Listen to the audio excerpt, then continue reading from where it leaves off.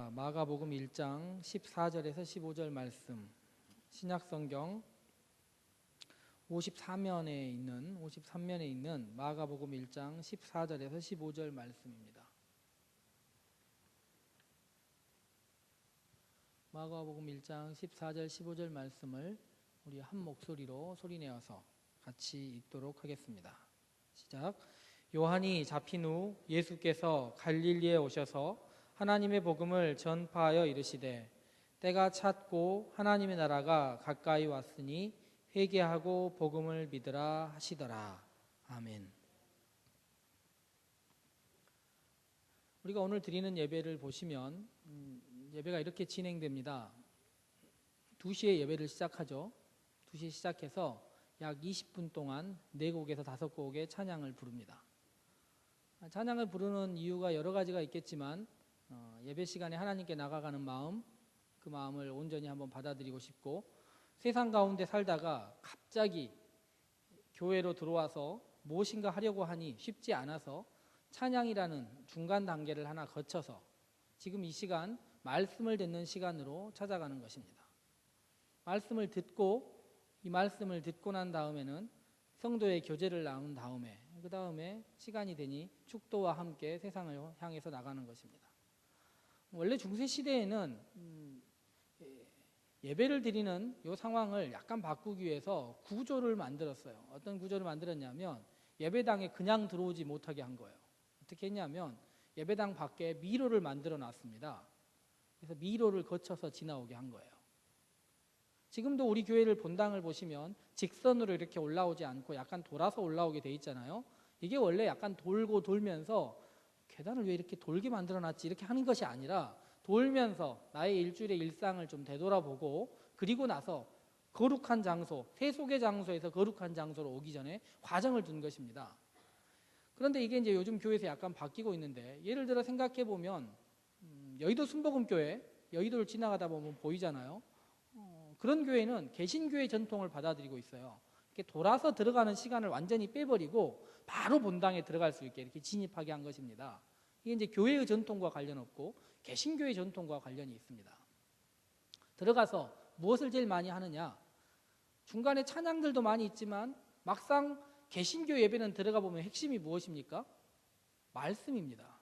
지금 이 시간도 제일 많이 한 25분에서 30분, 긴 교회는 40분, 50분도 설교를 하는데 투자를 합니다. 말씀을 아주 오랜 시간 함께 하는 거예요. 그리고 나서 말씀이 끝나고 나면 약간의 시간과 함께 세상으로의 파송이 이어집니다. 이게 개신교예요. 왜 이렇게 되었냐면 천주교의 예배가요, 천주교의 예배는 1500년대까지 이렇게 말씀이 길지 않았습니다.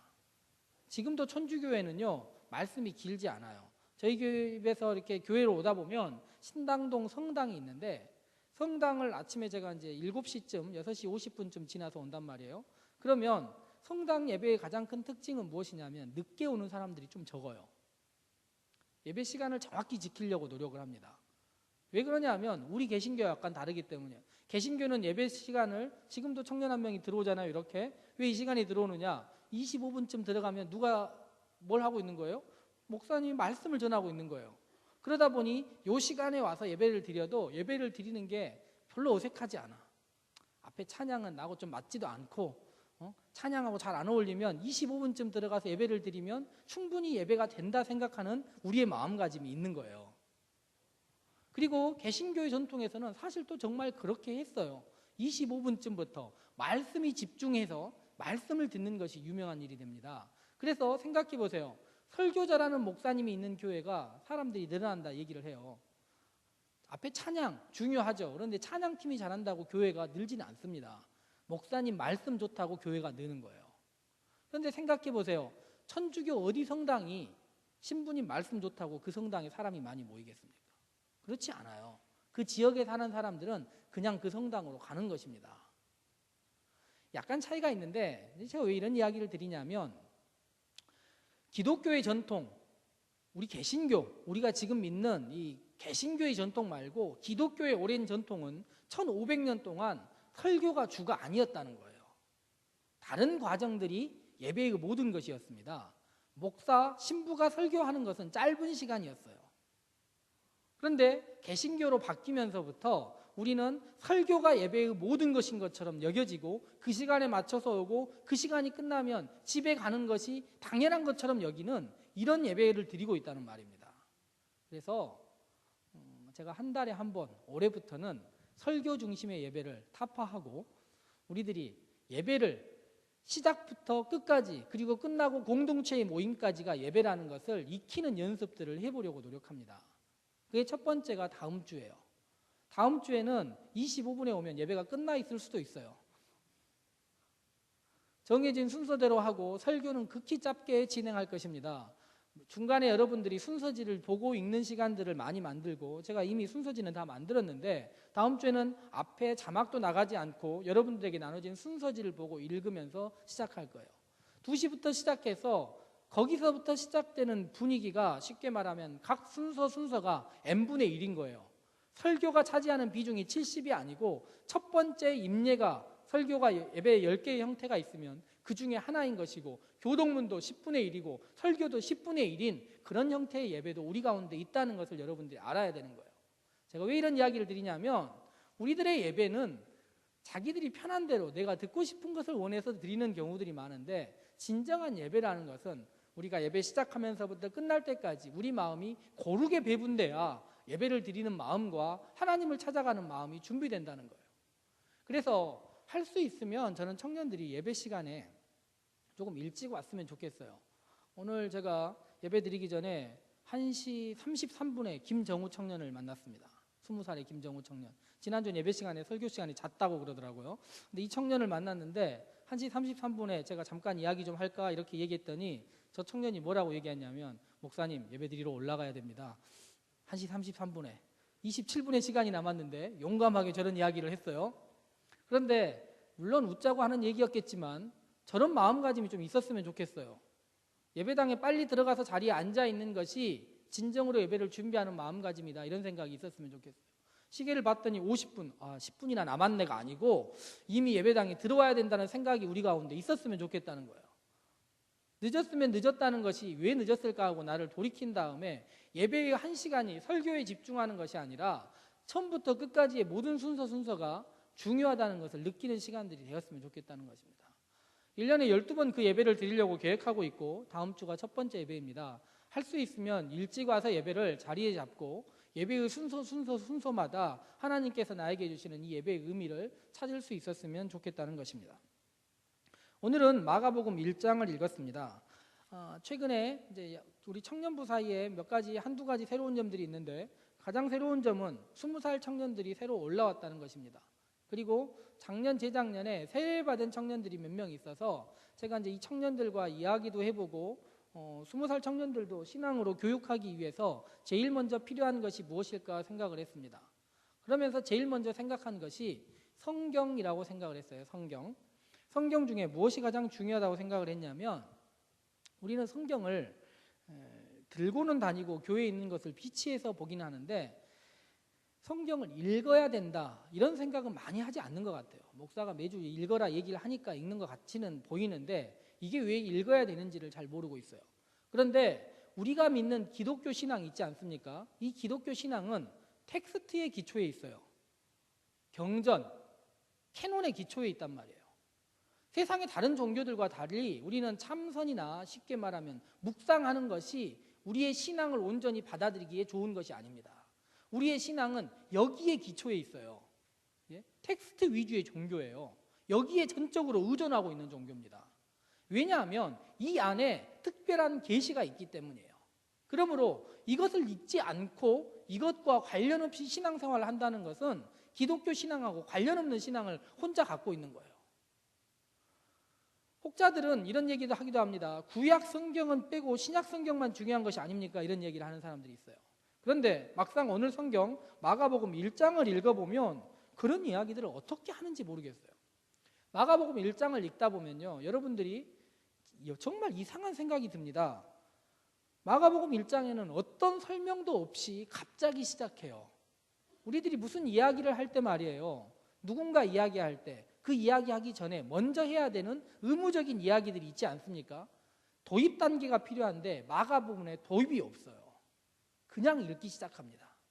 왜 이렇게 시작할 수 있냐면 마가복음의 저자는 이런 생각을 했어요. 이미 이 성경을 읽는 모든 사람들은 구약 성경을 알고 있을 것이다. 구약 성경을 읽고 반복하고 늘 되뇌이고 있을 것이라는 확신이 있었단 말이에요. 그런데 우리들이 오늘 마가복음을 읽을 때 그 어떤 확신도 저는 가질 수가 없어요. 작년에 우리 청년들 가운데 구약 성경과 신약 성경을 다 읽은 청년이 3명뿐이었고 청년들 가운데 대부분은 아마 구약 성경을 모르고 있다고 생각할 수밖에 없습니다. 그런 상황에서 마가복음을 읽는 것이 어떤 의미가 있을까 하는 생각이 들어요. 그렇지만 방법이 없기 때문에 마가복음을 읽으려고 합니다. 저는 이런 생각까지 해봤어요. 어느 날 한 번은 설교 시간에 설교하지 말고 마가복음을 그냥 2시부터 시작해서 계속 읽는 것이 말씀을 전하는 것보다 더 나을 수 있겠다 생각도 한 거예요. 왜냐하면 이만큼 텍스트가 중요한 것인데, 말씀이 경전이 중요한 것인데 말씀을 제외하고 설교 시간에 다른 많은 미사여구들과 이런 이야기들만 우리 사이에서 돌고 있기 때문이에요. 그래서 오늘부터 시작해서 3주 동안은 마가복음에 대한 이야기를 하려고 합니다. 선포, 기적, 그리고 예수님의 대화, 그리고 수련회, 2월 7일, 8일에 수련회가 있는데 수련회 기간에는 마지막 순환과 부활에 대한 이야기를 해서 4번 거쳐서 복음서의 이야기를 진행하려고 합니다. 왜냐하면 복음서의 구조가 어떻게 되어 있는지, 내용이 어떻게 되어 있는지는 최소한 알고 신앙생활을 해야 되기 때문이에요. 그것이 신앙생활의 시작이기 때문입니다. 그런데 오늘 성경을 보면 우리는 14, 15절을 읽었는데 14절의 첫 번째 단계, 예수님의 이야기가, 예수님이 사역을 시작하시는 첫 번째 단계에 누구 이름이 나옵니까? 14절 처음에 보세요. 누구 이름이 적혀 있습니까? 요한. 이 요한이라는 사람이 무척 중요한 사람입니다. 중요한데 이 사람을 이해하는 것이 신약성경, 복음서를 이해하는 데 핵심 중에 하나예요. 왜 이 사람을 이해하는 게 중요하냐? 구약성경으로 신약성경, 구약성경에서 신약성경으로 이어지는 매듭 같은 곳에 누가 있냐면 요한이 있습니다. 그런데 이 요한이 할 수 있는 일과 하지 못한 일이 있어요. 다른 말로 하면 예수님이 요한이 했던 일 중에 이어받은 일이 있고 요한이 하지 못한 일을 하신 것이 있습니다. 이것을 이해하는 것이 필요합니다. 요한의 아버지는 성경에 따르면 제사장이었습니다. 그러므로 요한은 아무것도 하지 않고 가만히 있으면 뭐가 되는 신분이었냐면 제사장이 되는 신분이었습니다. 그러므로 구약 성경의 모든 전통과 구약 성경의 모든 말씀을 이어받는 사람이 되는 것이 요한의 책무였어요. 그의 한 손에는 구약이 있습니다. 그런데 이 사람이 어느 날인가 하나님의 직접적인 계시를 받고 그 제사장의 직분을 하지 않겠다고 얘기한 거예요. 구약 성경을 단절하겠다고 얘기한 것이 아니라 새로운 어떤 것을 향하여 나가겠다 이야기를 한 것입니다. 그것이 무엇이냐면 회개입니다. 회개. 구약 성경의 많은 사람들은 회개라는 단어가 그들에게 익숙하지 않았습니다. 그들은 그 전까지 뭘 했냐면 제사를 드렸어요. 양이나 소를 끌고 성전에 와서 제사를 드리는 것이 그들의 죄를 해결하는 방법이었습니다. 그런데 와서 해결하면 된다고 생각했는데 요한이 갑자기 전혀 다른 이야기를 한 거예요. 뭐라고 얘기했냐면 네 삶 속에서 바꿔라 이렇게 얘기를 한 거예요. 누가복음을 읽으면 세리와 무리와 군인들이 요한을 찾아옵니다. 그래서 제가 어떻게 하면 좋겠습니까? 라고 얘기했더니 요한이 말이에요. 와서 제사 드려라 하지 않고 네 삶을 바꿔라라고 얘기했어요. 세리 너는 남의 돈 뺏지 말아라. 군인들은 남의 물건 뺏지 말아라. 무리들에게는 네가 가지고 있는 것을 만족할 줄 알아라라고 얘기를 한 거예요.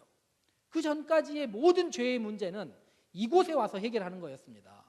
성전에 오지 않으면 죄의 문제가 해결되지 않은 거예요. 그래서 요한이 놀라운 것입니다. 요한 이전에는요, 죄의 문제가 그렇게 해결된다고 생각하지 않았기 때문입니다. 레위기 성경을 읽으면 무언가를 끌고 와서 이 자리에서 해결하는 것이 필요한 것인데 여러분 각자의 자리에서 죄의 문제를 해결해라 이렇게 이야기하는 것입니다. 이것이 놀라움인데 요한복음에 보니까요, 예수님도 요한을 찾아갔습니다. 요한을 찾아가서 요한에게 세례를 받으러 갔어요.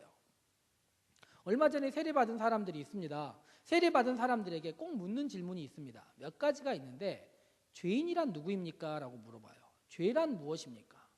왜 우리는 세례를 받아야 합니까? 물을 때 우리는 죄인이기 때문에 이 죄의 문제를 해결하기 위하여는 예수님밖에 없다 이야기를 하는 것입니다. 그런데 예수님은 왜 세례를 받아야 합니까? 죄가 없으시다고 우리는 알고 있는데요. 이 이유를 요한복음을 읽어보면 알 수 있습니다. 요한복음에 따르면 예수님께서 세례받기 위하여 요한에게 찾아와서 걸어왔는데 요한이 정말 이상한 이야기를 한마디 합니다. 뭐라고 얘기하냐면 세상 죄를 지고 가는 하나님의 어린 양을 보라, 이런 이야기를 해요. 얼마 전에 세례받은 사람들에게 저와 장로님들이 질문을 합니다. 당신은 누구입니까? 그러면 저는 죄인입니다라고 얘기를 하는 거예요. 이것 죄의 고백, 이것이 신앙 세례의 핵심이라고 말할 수 있는 것입니다. 그런데 예수님은 세례받으러 오셨는데 뭐라고 이야기를 하셨길래 요한이 예수님을 본 다음에 이렇게 얘기하는 거예요.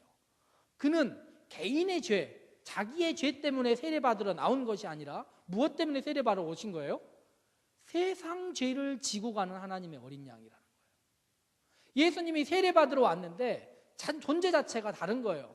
요한이 이제까지 경험한 많은 사람들은 죄의 고백을 할 때 저는 내 삶에서 이런 문제가 있었습니다, 저는 제 삶에서 이런 문제가 있었습니다라고 고백했는데 예수님은 전적으로 다른 존재로 예수님이 그 앞에 다가온 거예요. 그는 아마도 구약 성경에 따르면, 이사야 같은 성경에 따르면 뭐라고 얘기를 했을 것 같냐면 저는 하나님의 뜻에 순종하기 위하여 이 자리에 왔습니다라고 말했을 것 같아요. 하나님의 뜻이 무엇이었겠습니까? 그것이 오늘 예수님이 오늘 하신 이야기 가운데 나와 있는 것입니다. 요한이 잡힌 후 그 세례를 주던 요한, 구약 성경과 신약 성경을 이어주는 새로운 존재로 죄의 문제를 해결한 요한이 잡혔습니다. 요한이 잡힌 다음에 하나님의 나라가 더 이상 전해지지 않았습니다. 요한이 했던 회개와 세례가 끝난 것 같았습니다. 단절된 것 같았습니다. 그런데 그때 예수님이 다시 오셔서 이야기를 하시는데 무슨 이야기를 하기 시작하시냐면 하나님의 나라를 이야기하십니다. 하나님의 나라. 하나님의 나라를 얘기하시는데 15절 말씀을 같이 한번 읽어볼까요? 15절을 한번 같이 보고 읽도록 하겠습니다. 15절 말씀 시작. 이르시되 때가 찼고 하나님의 나라가 가까이 왔으니 회개하고 복음을 믿으라 하시더라. 저는 오늘 말씀의 핵심이 가까이 왔다, 여기에 핵심이 있다고 생각하고 있습니다. 하나님의 나라가 예수님이 보시기에는 가까이 왔다는 거예요. 지금 예수님이 이 이야기를 하신 지가 지금으로부터 약 2000년 전입니다. 그러면 예수님이 가까이 왔다라고 얘기를 했는데 예수님이 말하는 그 시간이라는 것이요, 진짜 가까운 시간일까요? 아니면 의미로만 가깝다는 것이고 한참 100년, 200년, 300년 뒤일까요? 예수님과 마가복음의 저자는 아마도 길게 잡아도 3년을 넘지 않는 시간을 가깝다라고 말한 것 같습니다. 우리도 얘기할 때 그렇잖아요. 얼마 있다가 올게, 가까워, 다 왔어? 그러면 가까이 왔어라고 얘기하는데 그것이 엄청 먼 시간을 이야기하는 것이 말이 안 되지 않습니까? 예수님도 진짜 그런 거예요. 가까이 왔다라고 얘기할 때 진정 가까이 wan 거예요. 가까이 와 있는데 어떻게 가까이 와 있느냐? 제가 얼마 전에 설교를 할 때 그런 이야기를 한 적이 있습니다. 신앙생활에서 과거와 미래, 쉽게 말하면 이집트와 가나안을 따르지 말고 하나님의 율법을 따라라, 이렇게 이야기를 합니다. 생각나시죠? 기억이 안 날 수 있는데 지금 다시 반복하니까 들으시면 돼요. 과거와 미래에 있는 옛날 방식과 우리들 세상이 추구하는 그 방식을 따르지 말고 하나님의 말씀을 따라라 이야기를 합니다. 그런데 그 말씀을 따르지 못하니 늘 예언자들이 하는 이야기가 무엇입니까? 너희들 삶을 돌이켜라 이야기하는 것입니다. 돌이키고 잘못된 삶을 바꾸라 이야기하는 것입니다. 왜냐하면 구약 성경에 나타난 많은 이야기들이, 예언자들과 제사장들의 이야기가 무엇이냐면 이스라엘 백성들과 하나님의 백성들이 하나님의 뜻을 따르지 않고 살고 있다는 거예요. 그리고 애굽과 가나안의 풍습을 따르고 살고 있다는 것입니다. 그런데 그것이 바뀌었으면 좋겠다는 거예요. 그런데 어떻게 됐습니까? 안 바뀌었다는 거예요. 그래서 세상에는 억압과 착취가 가득하고 세상에는 나쁜 정의롭지 않은 일들이 가득해서 하나님 보시기에 견딜 수 없는 일들과 우상 숭배가 세상 가운데 가득하다는 것입니다. 그래서 이 문제를 해결하기 위하여 예언자들이 밤낮으로 부르짖은 거예요. 그런데 예언자들이 원하는 그 세상이 구약 성경 어디에도 실현되지 않은 것입니다. 그런데 예수님이 오셔서 우리 가운데 뭐라고 이야기하시냐면 여러분들이 꿈꿔왔던 구약 성경이 내내 얘기했던 그 하나님 나라가 가까이 왔다는 것입니다. 예수님이 오늘 성경 이후로 하신 이야기, 하신 상황들, 삶의 구체적인 정황들을 보면 하나님 나라가 뭔지를 우리는 알 수 있다는 것입니다. 그런데요, 성경을 보니까 가까이 왔다고 하는데 예수님이 우리에게 요구하시는 것 두 가지가 있습니다. 첫 번째가 회개하라입니다. 너의 삶을 돌이켜라. 제가 얼마 전에도 한번 여러분 여기 3층에 올라가서 성경 공부를 할 때 얘기했던 예언자라는 책이 있습니다. 예언자들이라는 책이 있는데 책 저자가 아브라함 조슈아 헷셀인데 헷셀이 이런 이야기를 했어요. 예언자는 어떤 사람인가? 한 사람의 눈물방울의 무게 때문에 어쩔 줄을 몰라 하고 사회 전체가 다 썩은 것처럼 호들갑을 떨고 난리를 피우는 사람이 예언자다. 사실 보니까 별 문제가 없어. 우리 사회는 괜찮은 것 같아. 그런데 한 사람이라도 억울함 당하고 슬픔 당하는 사람이 있으면 그걸 못 견뎌가지고 세상 전체가 썩어가는 것처럼 난리를 치는 사람이 누구라는 것입니까? 예언자라는 거예요. 왜냐하면 그 눈물 하나 닦아주지 않으면 하나님의 나라가 이루어지지 않기 때문에, 하나님이 원하시는 정의와 공의가 이루어지지 않기 때문에 그것 때문에 호들갑을 떨고 그 눈물 닦아줘야 된다, 그 눈물의 억울함을 풀어줘야 된다라고 말하는 것이 하나님의 나라라는 거예요. 그런데 문제는 무엇이냐면 이사야 53장에 기록된 것처럼 우리들은 죄악 가운데 살고 있고 잘못된 삶의 형태를 가지고 있기 때문에 우리가 무엇을 한다고 해서 잘 되지 않는다는 것이 문제입니다. 세례 요한조차도 그렇게 해보려고 했는데 결국에 실패한 거예요. 그리고 감옥에 갇혔습니다. 그런데 놀라운 한 분이 우리 가운데 나타나서 이야기를 하시기 시작하는 것입니다. 하나님의 나라가 가까웠는데 가까운 하나님의 나라를 어떻게 여러분들이 맞이할 수 있냐면 회개하고 복음을 믿으라 이야기하는 것입니다. 회개란 다름 아닌 여러분의 삶을 돌이켜라 이런 것입니다. 내가 과거에는 욕망의 문제, 내가 무엇인가를 하려고 하는 그런 삶에서 늘 집중하고 살았는데 내 삶이 잘못됐다는 것을 내가 느껴라는 거예요. 우리 청년들도 그런 생각하지 않겠습니까? 내가 지금 제대로 살고 있는 것일까? 내 인생이 지금 제대로 가고 있는 것일까? 문제가 있다고 생각하는 그 지점이 회개의 지점입니다. 그리고 나서 복음을 믿기 시작하면 되는 것입니다. 그런데 복음을 믿으라 이 구절 이후의 문제는 오늘 말할 수는 없습니다. 오늘 모두 이야기할 수는 없는데 성경에 보니까 복음을 믿는 방식에 대해서 나와 있지 않아요. 14, 15절만 끝납니다. 그리고 나서 16절의 이야기를 보면 예수님께서 제자들 부르시는 이야기가 나옵니다. 그러므로 복음을 믿는다는 것은 여기서 제가 믿겠습니다라고 말하는 것이 복음을 믿는 게 아니에요. 지금 할 수 있는 것은 무엇이냐면 내가 결단하고 하나님 나라를 위하여 나의 삶을 돌이키겠습니다까지가 여기서 할 수 있는 것입니다. 예배 가운데 할 수 있는 것이 그런 결단이에요. 그리고 복음을 믿는 것은 무엇이냐면 16절부터 있는 나를 따르라에 이은 주님을 따르는 삶이 복음을 믿는 삶이라는 것입니다. 그런데요, 복음을 믿는 삶이 쉽지 않습니다. 왜냐하면 제가 아이들을 키우다 보니까 저희 집에 8살, 10살짜리 2명의 남자아이가 있습니다. 남자를 주목해야 돼요. 남자 아이들 2명이 집에 있다는 걸 주목해야 돼요. 그런데 이 아이들을 제가 대화하는 대화가 처음에 집에 들어가서 퇴근을 한 다음에 집에 제일 처음에 들어갔을 때는 아이들이 저를 향하여 달려옵니다. 그러면 안아주면서 굉장히 사랑스럽고 좋은 이야기를 해준단 말이에요. 그러나 그 이야기가 5분을 넘지 않습니다. 5분이 지나자마자 아이들에게 공갈, 협박, 갖가지 여러 가지 나무라는 이야기들을 하기 시작하는 저를 발견할 수 있어요.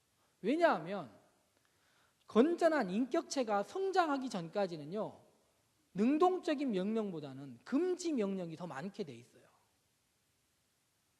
하지 말아라는 말이 더 많게 돼 있습니다. 이것은 하면 안 돼, 저것은 하면 안 돼가 어떤 사람이든지 모든 신앙이라든지 삶의 모든 것들이 형성되기 위하여 필요한 것입니다. 금지 명령이 먼저 주어지고 그 다음에 능동적으로 해야 될 명령이 우리 가운데 주어진다는 거예요. 그래서 이스라엘 백성들을 하나님이 제일 처음에 만나서 십계명을 주면서 해라라는 이야기가 있는 것이 아니라 하지 말라는 이야기가 십계명에 가득 들어있는 거예요. 그 다음에 해야 될 일들에 대한 이야기들이 소소하게 적혀 있는 것입니다. 아이들도 마찬가지입니다. 일정 정도의 남자아이들은 분명히 금지 명령에 대한 수없는 이야기를 듣고 자라는 것입니다. 그 다음에 해야 될 이야기들이 스스로 마음 가운데 깨달아지고 성장할 수 있는 것입니다. 신앙도 마찬가지예요. 예수님께서 제자들하고 함께 다니다 보니까 제자들에게 여러 가지 이야기를 하셨는데 제일 많이 하는 이야기가 이것 좀 하지 마라, 저것 좀 하지 말아예요. 시작할 때. 왜? 제자들은 신앙이 성장하지 않다 보니 하지 말아야 될 일들을 너무 많이 하고 살고 있었습니다. 우리도 마찬가지입니다.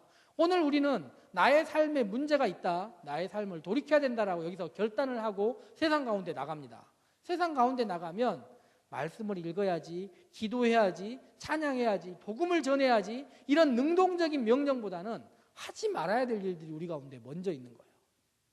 그래서 복음을 믿고 세상을 변화시키기 위하여 맨 먼저 할 일은 무엇인가를 여러분이 능동적으로 나가가서 바꾸고 선을 행하는 삶도 중요하지만 하지 말아야 될 것이 무엇인지 금지 명령을 먼저 깨닫는 것이 중요합니다.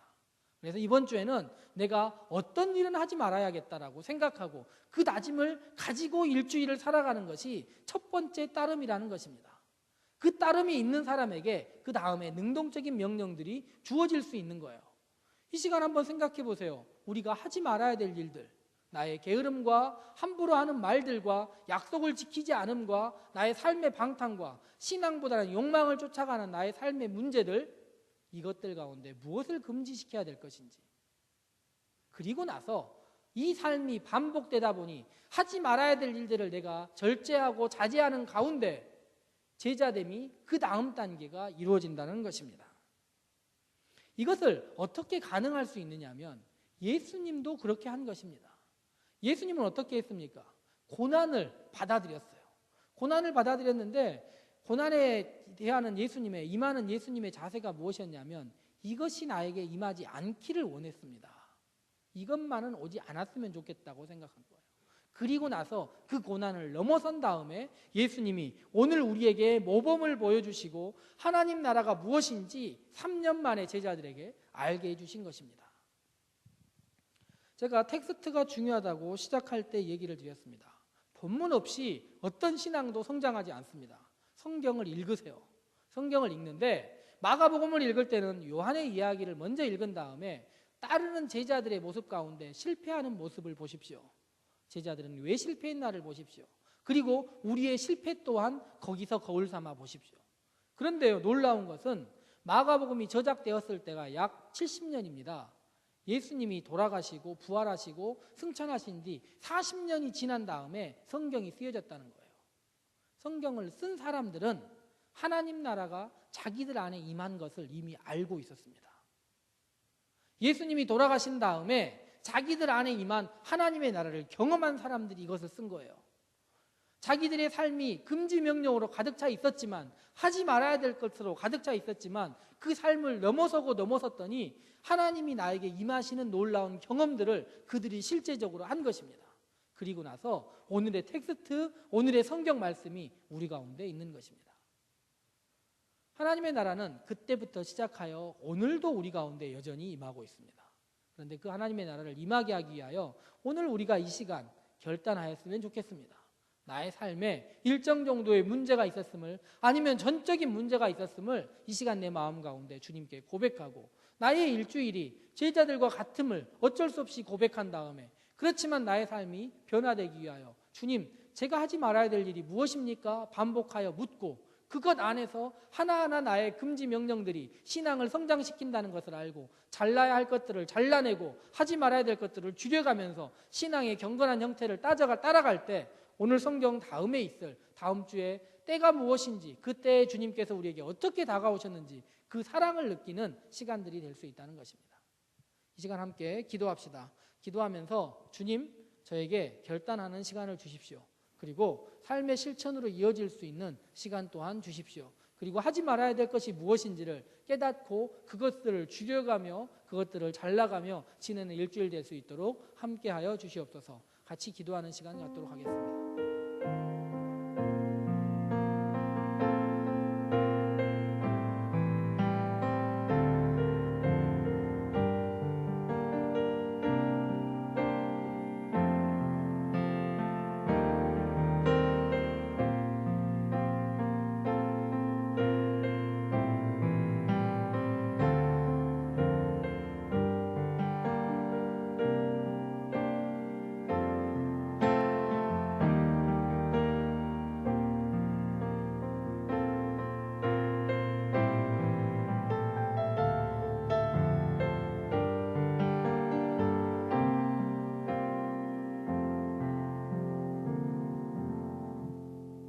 사랑의 예수님, 우리 가운데 오셔서 우리를 하나님의 나라로 이끌어 주시니 감사합니다.